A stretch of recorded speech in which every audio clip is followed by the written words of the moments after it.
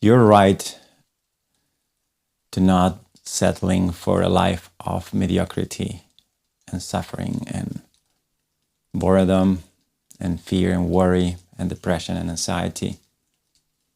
You're right to think that you should be free. And as much as this may seem a frustrating ambition, as we tend to over time humble down to life's unexpected problems that make us feel little by little that we are just not special, not good enough, not important. We start just little by little developing that sense that it is okay to live a not fulfilling life, to live a life where things sometimes suck, where you're doing a job you don't want to do, where you have to stand people that you actually don't feel inspiring, and things like that, to feel that you're bounded to a destiny and you cannot change it. What's the point of it? But it's very important to remember that it's okay to feel sort of a sense of a revolution, like not giving up and aiming for living an excellent life. And our society defines that to be very successful in the sense of having a lot of money or having some sort of cliche like you will see in the movies or advertisement.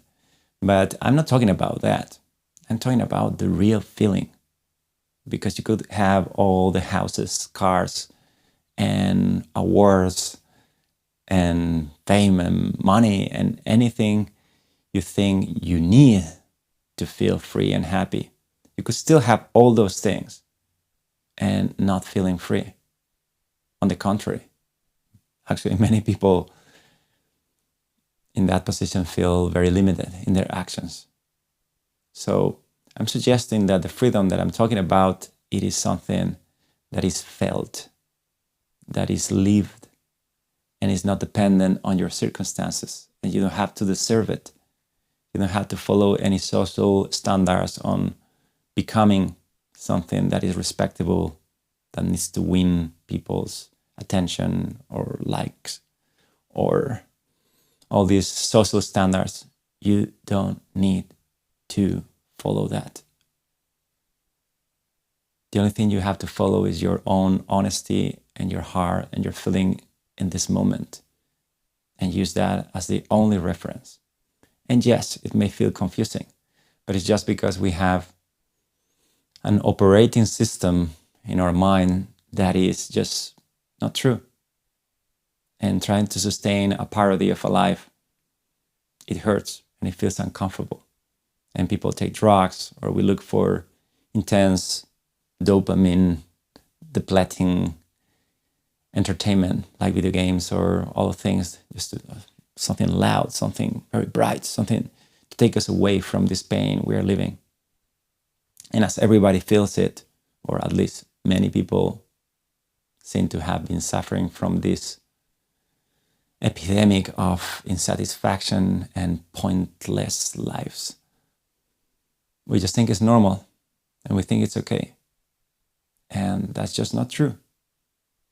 You were born to live an exceptional life. And by exceptional, I don't mean that you have to be the best on anything, that you have to be externally remarkable by the eyes of other people's and the judgment of other people's, not even your own judgment. We tend to be our own worst enemies. No, I'm talking about actually embody and live a feeling of freedom. And you know it's possible because it happened to you before. You had experiences where you just noticed that it was possible. The problem is that we lost them. And most people definitely don't really understand how to actually reproduce that experiences. So we go for the next good thing. And that normally is a bad thing. Because there's the only one real freedom. And it is a freedom from ourselves, from our own mental jail. And I think this should be said. And this should be shared. that you don't need anyone to approve on you, not even yourself. You don't need to strive to become someone different. You don't need to fix all the things in your life. Start considering that that is actually the problem. This desperation, this neediness, this sensation that you're not good enough. And in order to feel safe, you need to collect enough money. And in order to feel love, you need everybody to know your name and say, wow, this person is just amazing. That's not going to give you that. And if it gives it, it's just for a little glimpse and it goes away again. So you don't want that. So what should we pay attention to? To ourselves, to the patterns in our mind, to the things you tell to yourself, to the feelings, to your feeling. Right now you could have an exceptional feeling. Remember when you were a child and you were just content, deeply, profoundly happy for no reason? I'm sure you have a memory in there. You sort of at least live and at least remember some of these occasions. Well, what I'm here to tell you is that wasn't just random